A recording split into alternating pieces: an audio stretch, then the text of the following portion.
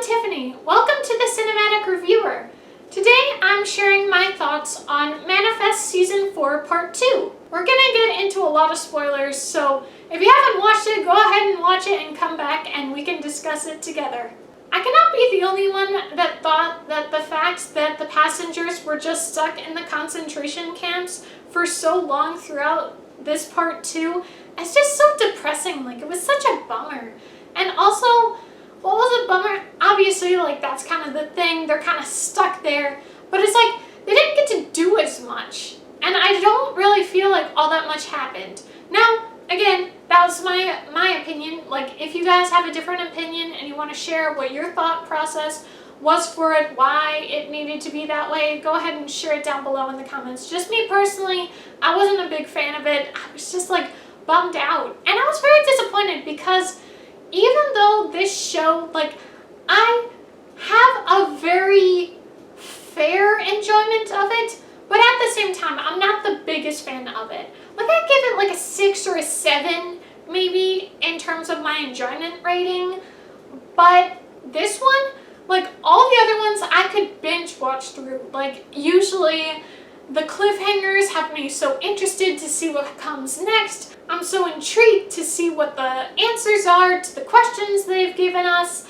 But this time, I was way more just chugging through the episodes. I was just kind of like, all right, let's get to the end. Let's see what happens. So that was definitely very disappointing for me because even though, like I said, I'm not the biggest fan of the show, I still had such an appreciation for it. And also, like, this show started 5 years ago. Like, I kind of have an attachment to it as, like, the last little bit. Like, this was a show I had shared with my family, even though we didn't end up finishing it together. It's just, it affects you stronger when you have, like, a nice memory from it, but just wasn't the biggest fan. Now, if you guys if this is, like, your first time seeing me and you didn't watch my wrap up on what I watched in November, I did talk about my thoughts on Part 1 of Manifest, and there were some answers to questions that they had given us that I was so like, really? That's it? Like, I was pretty disappointed in some of the situations. So I feel like they kind of clarified some things. Like, they gave us a little bit more expanded on it, like Fiona and the pilots. But I don't know, like, I feel like at the very, very end, here's my problem. The very end, the fact that, you know, the death date and everything, and then those that survived the death date, then they go through all, you know, all the white space, and it turns out that they're going back to 2013. They get off the plane, and it's only the people who didn't survive the death dates that aren't there. While I did think that was a cool ending, the more I thought about it, the more I'm like, but what was the point of the show?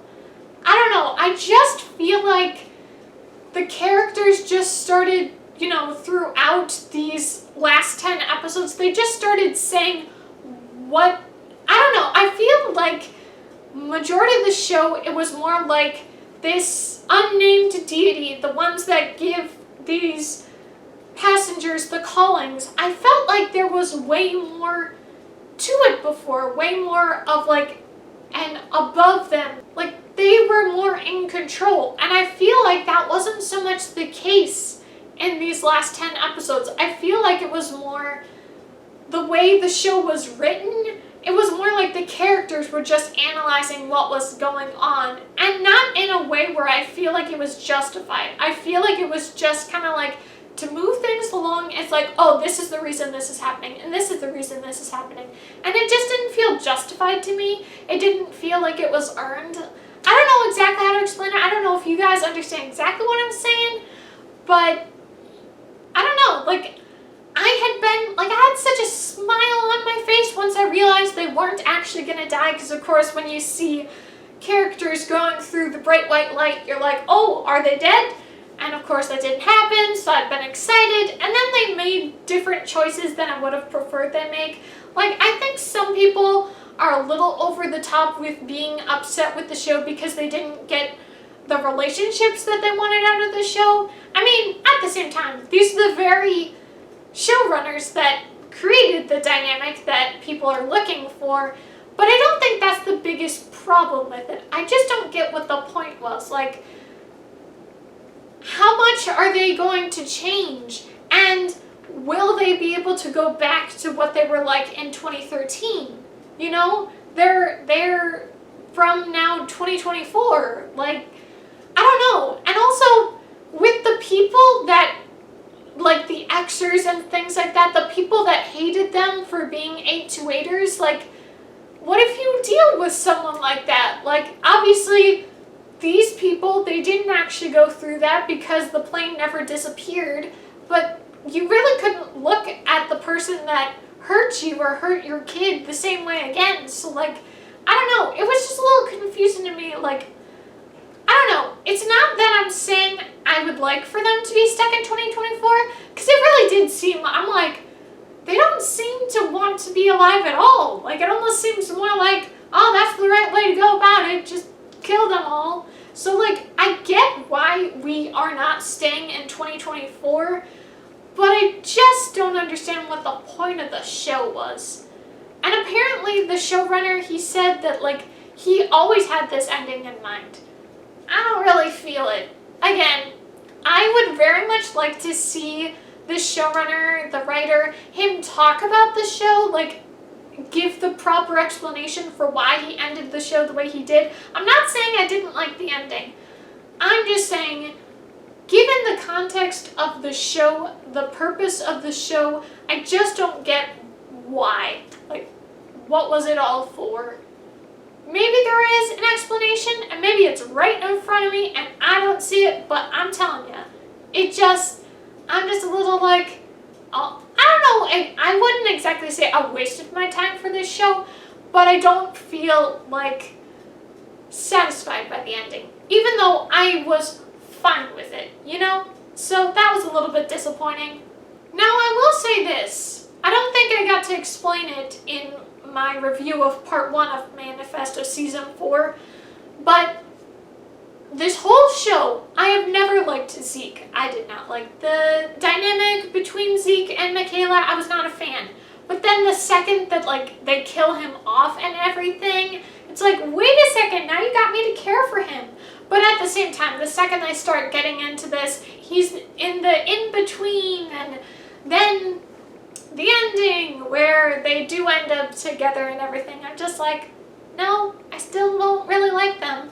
I still liked her better with Jared, and why would they have Jared and Drea together? Who cared about them being together? It didn't make any sense. And the whole thing with the baby, I mean, obviously babies happen at any time, but just the plot line, couldn't care less about it. It was an odd choice, and then the way they connected at the end, I'm just like I'm telling you, there are definitely some of the dynamics that put here that I just, And also, here's the thing for me. There are so many times I'm still angry about the thing at the beginning of the show where they have it where Cal, everyone's asleep on the plane originally, and Cal's the only one who sees the bright light, and he's like, it's all connected. What did he see? We still didn't get that explanation. I'm just angry. I'm angry.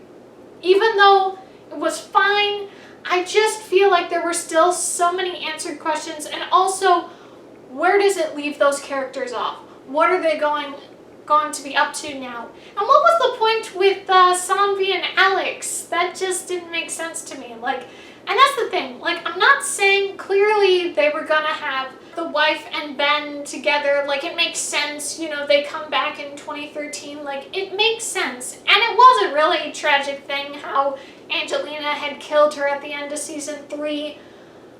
But I don't know. It would make more sense to me if Sanvi was the type, like, if she wasn't with Ben, she would, you know, she just seems way more the independent type, and it just doesn't make sense to me. Also, like, her character, this Alex girl, like, she was so forever ago, so it's like, why is she back, and why is she getting with her? Like, it doesn't make sense to me. I don't know, like, there are some things I did like about it, and overall, I've definitely enjoyed the show. But I feel like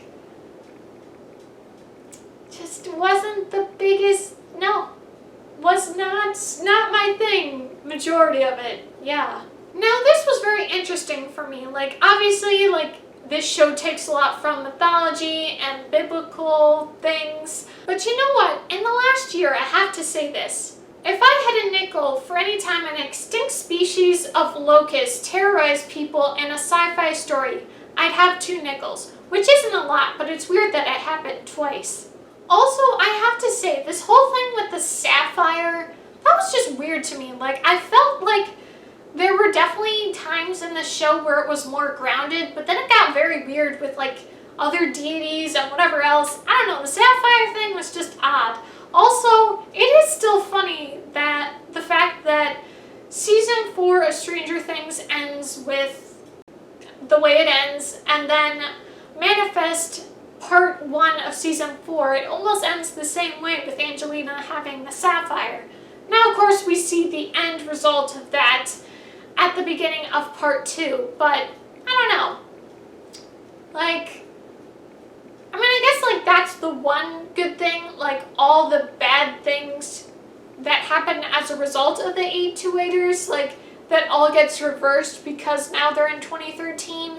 I don't know, I just don't get what it was all for. That's just a little bit disappointing to me because majority of the time there's like a purpose and the ending and has a payoff, and I don't feel like we got a payoff. So that was very disappointing for me. And another thing too, you're really telling me that Vance and the NSA would not be tapping into these people and figuring out why they're here and several passengers just weren't on that plane? Like, it doesn't make sense that everything would just go normal when they see people literally disappeared from a plane. I really think that's it for my opinions. I'd love to know your thoughts down below in the comments.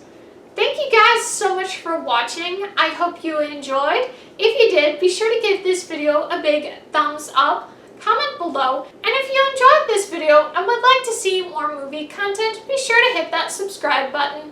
See you guys next time!